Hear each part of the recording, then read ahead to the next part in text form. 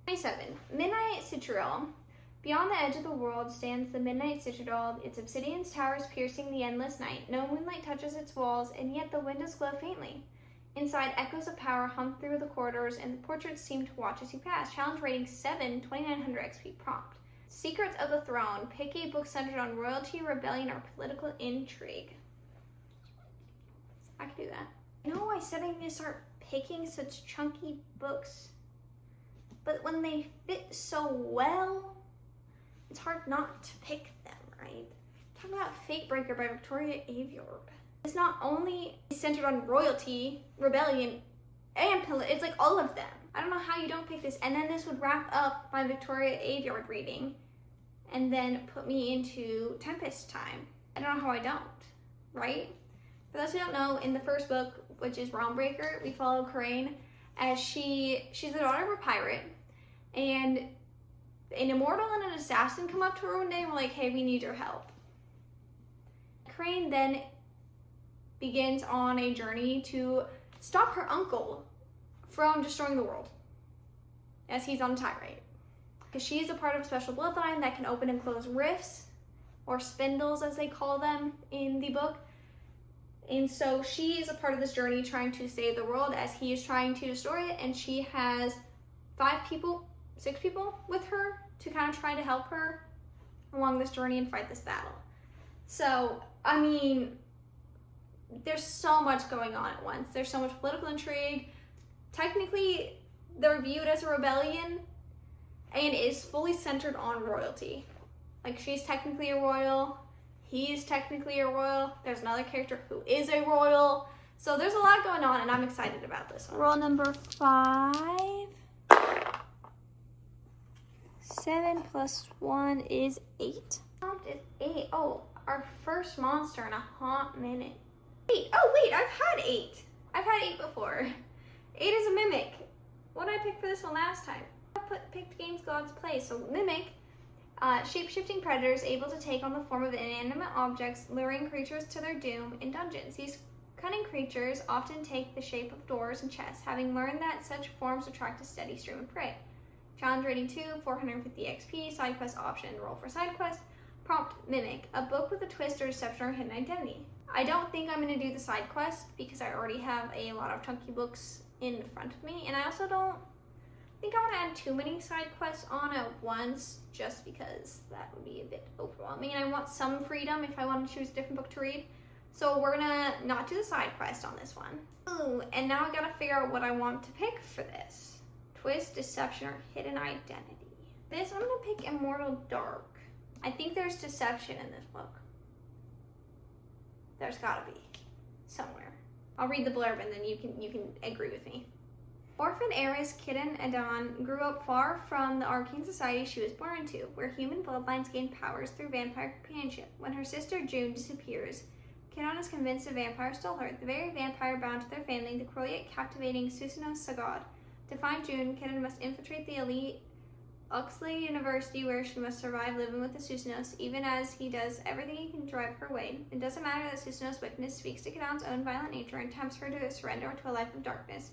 She must find her sister and kill Susanoo's at all costs. When a murder mirroring June's disappearance shakes Oxley, Kitten sinks further into the ruthless underworld of vampires, risking her very soul. There she discovers a centuries-old threat, and June could be at the center of it. To save her sister, Kitten must bring Oxley to his knees and either break free from the horrors of her own actions or embrace the dark entanglements of love and the blood it requires. There's gotta be a twist and deception in here somewhere. I'm certain of it. You can't tell me otherwise. You guys, I lied. I do want to do the side quests. We're gonna roll for the side quest. I want to do it. I was just thinking that, you know, I might not get through all the side quests this year because there's not that many months left in the year, so I think it'd be a waste to not try to roll it even if I don't get to it this month, because we have a very hefty TBR that I don't think I will finish, but I do want to try every side quest if I can. So 19. Lucky penny. It's just a shiny penny, easily overlooked, but if you would like to re-roll for future side quest options for a different prompt, this penny allows you to do so. Only once, then you will find it lost from your belongings. Maybe you will stumble upon another one down the line. Allows one re-roll for a side quest prompt. You will not need to cross out the prompt you rolled or decided not to pick. Okay, that could be really nice to have. Read a book that has a word in the title ending with Y, the lucky penny, but also like city, company, sky, alchemy, etc. Okay, I can do this.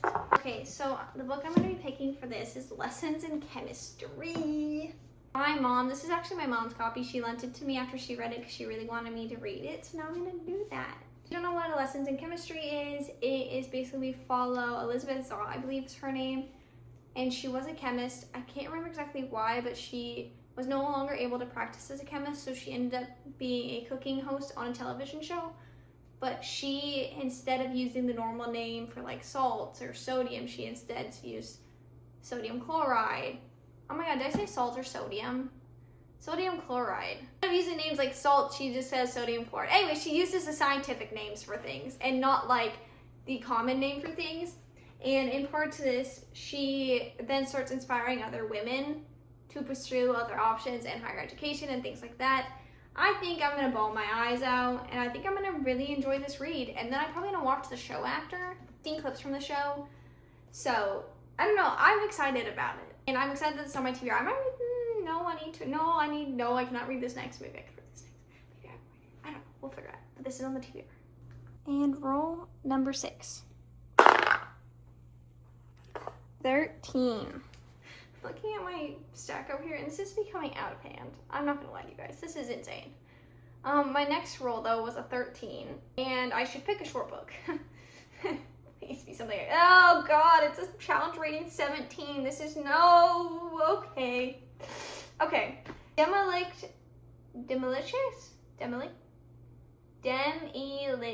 Crypt. The immortality granted to elect only lasts as long as it's freed on mortal souls. If it falters or fails, its bones turn to dust until only the skull remains. The Demolish hides its earthly remains and treasures in a labyrinth tomb guarded by monsters and traps.